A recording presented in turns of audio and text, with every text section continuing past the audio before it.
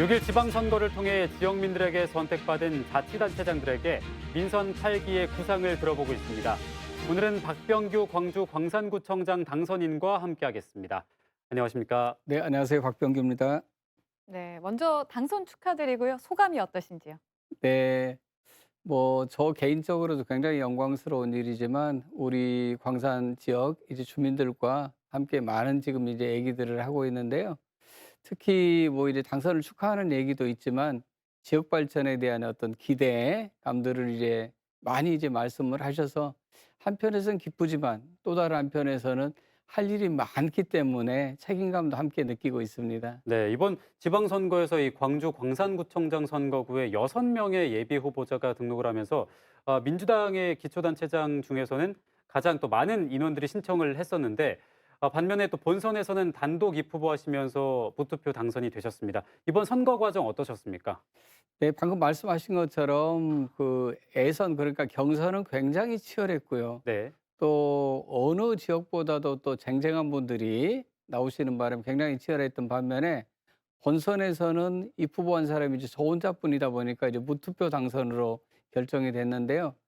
사실 경선에서 너무 많은 에너지들을 소모해서 그런 것인지 아니면 또 주민들도 역시 그때 관심들을 이제 많이 또 이제 쏟아주셔서 그런 것인지 본선에서 무투표 당선으로 결정되니까 너무 좀 싱겁고 또 이제 저는 개인적으로 너무 할 얘기가 많았는데 네. 얘기할 기회를 이제 갖지 못해서 많이 아쉽습니다. 네, 싱겁다 이렇게 표현을 해 주셨지만 사실 뭐 경선 과정은 치열했지만 본투표에서는 말씀하신 것처럼 무혈 입성을 하셨기 때문에 저희들 입장에서도 그래도 다른 후보들보다는 좀 좋지 않으셨나라는 생각을 하게 됐거든요. 그런데 반대로 이 무투표 당선 제도 개선을 위한 공동 행동 기자회견을 가지셨더라고요. 이런 기자회견 여신 이유가 있으실까요? 사실 제가 이번에 공직선거에 처음 출마하기 때문에 무투표 당선이란 그 용어는 많이 들어봤지만 무투표 당선이 후보자에게 어떤 영향을 미치는지는 이번에 알게 됐어요. 네.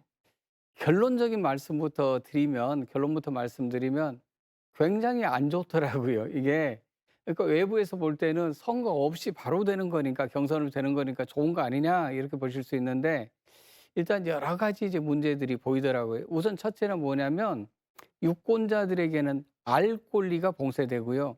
후보자에게는 알릴 권리 자체가 박탈당하는 겁니다. 그러니까 저 같은 경우는 5월 12일 날 입후보를 등록했는데 23일 날 입후보가 마감됐거든요. 네. 저 혼자 등록을 하다 보니까 그때부터는 모든 선거운동이 금지돼 버립니다. 그래서 바로 사무실도 철수해야 되고 그동안 이제 붙였던 이 프랜카드도 이제 다 철거해야 되는 거고요.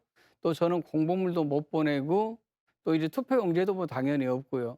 또 명함을 돌린다랄지 아니면 주민들을 만난다랄지 이런 이제 것들이 다 봉쇄되다 보니까 제가 그동안 이제 준비했던 정책이나 공약 또 비전 이런 것들을 얘기할 이제 기회가 아예 없어져 버렸던 거고요. 네. 또 우리 이제 주민들 입장에서 보더라도 당연히 광산구청장을 선출하는 데 있어서 본인들이 직접 뽑아야 되는 것이고 투표장에 가서 또 다른 한편에서는 후보자에 대한 공약이나 자질을 검증할 수 있는 이런 기회가 있어야 되는데 이게 없다 보니까 굉장히 이 많은 문제가 있다라는 걸 이제 느끼게 됐고 저만 그런 문제의식을 가진 게 아니고 우리 지역에 있는 이제 시구원들 중에서도 무투표제 당선자들과 함께 이제 뜻을 모으게 된 거예요. 네. 알 권리와 알릴 권리 보장이 되지 않는다는 아쉬움이 명확하게 드러나긴 하지만 사실 다른 지역의 후보자들이 선거 운동을 하는 기간 동안 상대적으로 시간을 좀 확보를 하셨잖아요. 더 많은 준비를 할 수 있었을 것 같은데 어떤 준비들을 좀 예, 하셨을까요? 그러니까 이제 재선거운동은 못 했지만 또 우리 지역에 출마자들이 많이 계시기 때문에 그분들을 선거법이 허용하는 범위 내에서 이제 도울 수 있는 방법들을 찾아서 네. 함께 했었고요. 그리고 또 다른 한편에서는 지금 이제 인수위원회가 구성돼서 운영 중인데 광주에서는 가장 빠르게 인수위원회를 저희가 구성해서 향후 4년 동안 광산구정을 어떻게 운영할지 그러니까 인수위원회 구성과 광산구 어떤 정책이나 사업에 대한 이런 걸 이제 고민할 수 있는 이런 이제 시간들을 확보됐다는 점은 저는 개인적으로 이제 좀 더 좋았던 것 같아요. 네, 방금 인수위 활동에 대해서 말씀을 하셨는데 지금 인수위가 이제 본격적으로 활동을 계속해서 이어가고 있지 않습니까? 네네. 인수위가 가장 중점적으로 두고 있는 포인트가 어떤 게 있을까요? 가장 큰 건 그래도 이제 제가 그동안 선거 과정에서 말씀드렸던 이제 광산을 새롭게 그리고 구미를 이롭게 하는 어떤 기본 이제 정책 이제 방향을 놓고 네.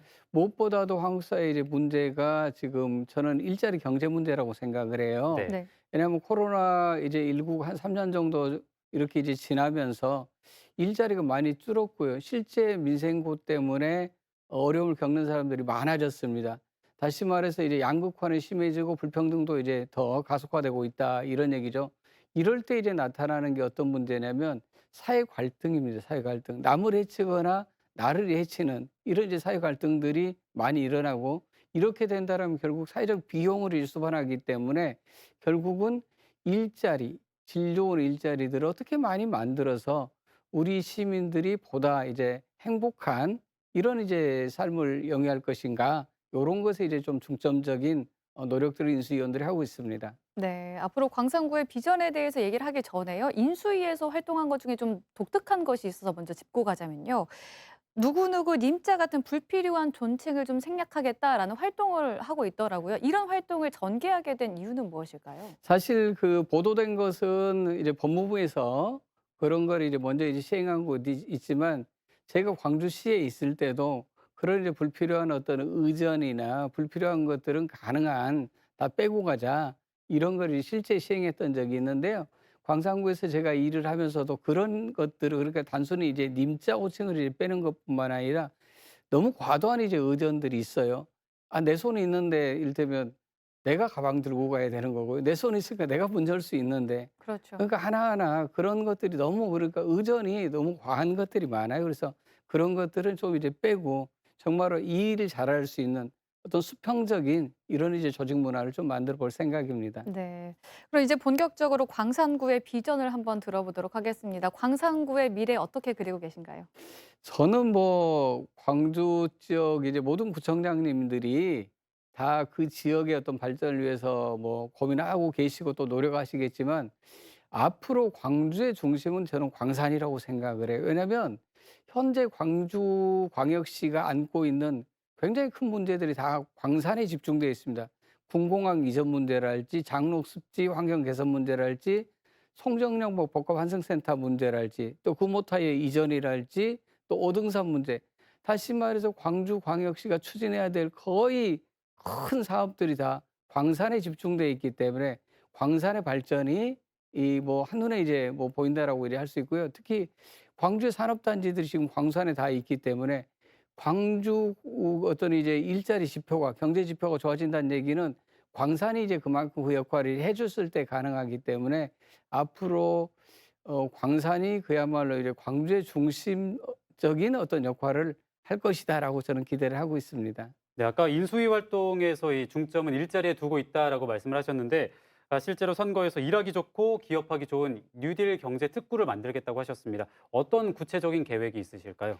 이런 거예요. 그 사실 그동안 일자리는 기업이나 정부가 만드는 거라고 이제 생각을 했었어요. 그래서 제가 뭐 아시는 것처럼 광주형 일자리란 모델을 세상에 이제 2014년도에 내놓았었는데 네. 요때 이제 많은 분들이 하셨던 얘기가 "이건 너무 지금 황당한 주장 아니냐. 무모한 계획 아니냐." 요런 얘기를 했었는데 광주 글로벌 모터스라는 이 기업을 통해서 현실화됐잖아요. 네. 그래서 우리 지역 사회가 다시 제2의 광주형 일자리를 만들 수 있다라고 보고 이게 광주형 일자리가 지난번에 이제 성공 모델은 하나의 기업이었다라면 이번에 이제 광산구라는 이 지역으로 좀 넓혀서 해 보겠다는 이제 계획을 가지고 있고요.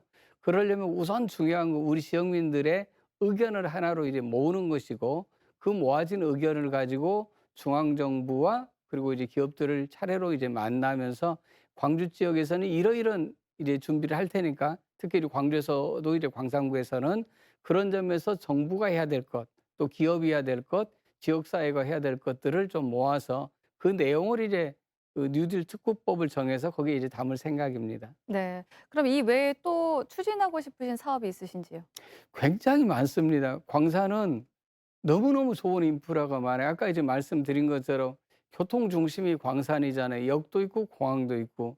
그리고 또 광산은 너무너무 그 넓은 땅을 가지고 있어요. 네. 광주의 절반 정도인데 한 45% 정도가 광산입니다. 그래서 동곡 그리고 평동, 삼도, 뭐 본량, 임곡으로 이어지는 이 어마어마한 이제 땅들을 가지고 있기 때문에 이곳에 그야말로 광주의 명품 관광 이제 어떤 단지들을 만들어 보고 싶습니다. 그래서 정말로 광주 시민들이 일주일 동안 열심히 일하고 쉬고 싶을 때는 광산에 가면 된다.